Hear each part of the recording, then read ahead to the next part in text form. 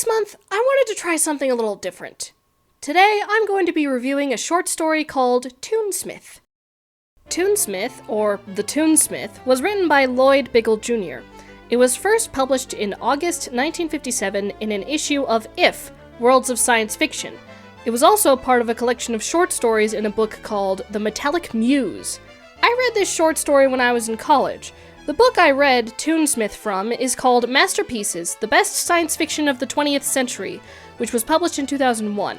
Now, why am I bothering to review a short story?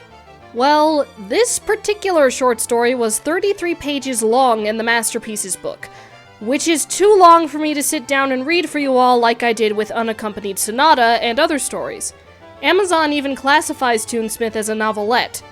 Also, I can't seem to find a whole lot of information on this short story, so I might as well tell you all about it here. Now, this is science fiction, so I'll give you a little bit of context to the world. While there isn't much detail written about the world compared to other works I've looked at, there's still quite a bit there. The story takes place in the distant future at a time when any and all art and literature is basically gone. One of the only forms of music and entertainment is listening to comms, which are basically just commercial jingles. There is a guild of tunesmiths, lyric writers, and performers. They all have their own special jobs and get paid for it. Now, it's implied that space travel has evolved far enough that people travel to and from distant planets on a whim. Alright, let's get to the main part of the story. So the story follows Erlin Baque, a tunesmith who is just too good at his job. The comms he writes are too good to the point that advertisers don't need another one written for years, and that's a problem because he's only paid once for the comm. And since his home isn't in the best condition and his wife Val is getting antsy about finances, Bach decides to rejoin the Performers Guild. Since he is starting at the bottom, he is sent to a rundown bar to perform there. The place is already interesting since Lanky, the owner, doesn't keep a visiscope in the place as he prefers his singers and the performer to be the entertainment. As Bach performs, he starts to improve upon his own music and improvise as well. He even ends up performing music without words, which is unheard of. You see, Bach collected a lot of books and old vinyl records of music from hundreds of years ago. Classical music, specifically. Now, over time, Lanky's place becomes pretty popular as customers keep coming back. The music Bach plays apparently does something to the people around him.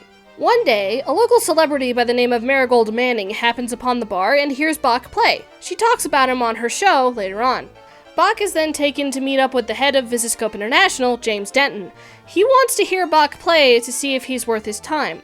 While Denton didn't like the feeling that Bach gave him when he played, he couldn't outright blacklist Bach, but he really didn't like him. It didn't help him that Marigold Manning, who is Denton's girlfriend, wanted Bach to play on her show. Well, the show goes through, and the broadcast is cut off after 3 minutes of Bach playing. Marigold helps Bach escape to Lanky's new place, which is already getting a lot of reservations since so many people wanted to hear Bach play. Denton tried to stop them, but Lanky's connections kept Bach and Marigold safe for a while. Bach even started training someone to play as he did. Well, it was only a matter of time before Denton caught up to them. Denton managed to frame Bach for murdering Marigold.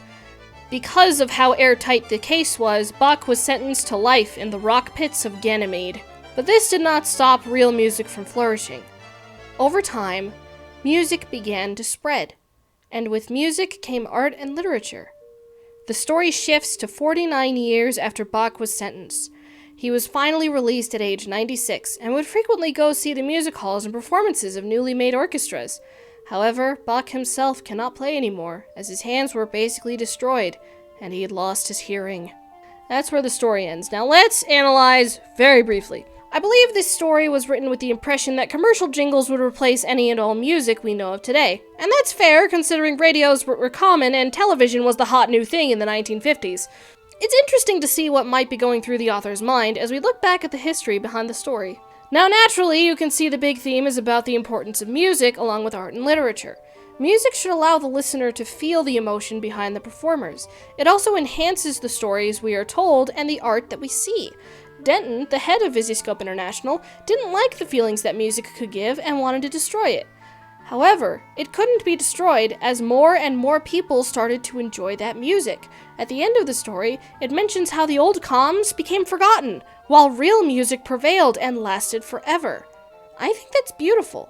I really love music, not just to listen to, but also to play as well. I really enjoy this short story. It brings out the importance of music and how it can tie to all kinds of art we've seen over the years. It's beautiful and will last lifetimes. I would recommend this story for ages 17 and up. As I've said, it is pretty long compared to other short stories. It's also pretty graphic during some moments, and there is some harsh language. As far as I know, there haven't been any adaptations of this story.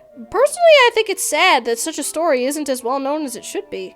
I really enjoyed reading this again, and I hope you all get a chance to read it as well. Also, if you recall, I read a similar type of short story a few years ago called Unaccompanied Sonata. I'll be linking to that at the end of the video. I hope you get to enjoy both stories. Happy reading!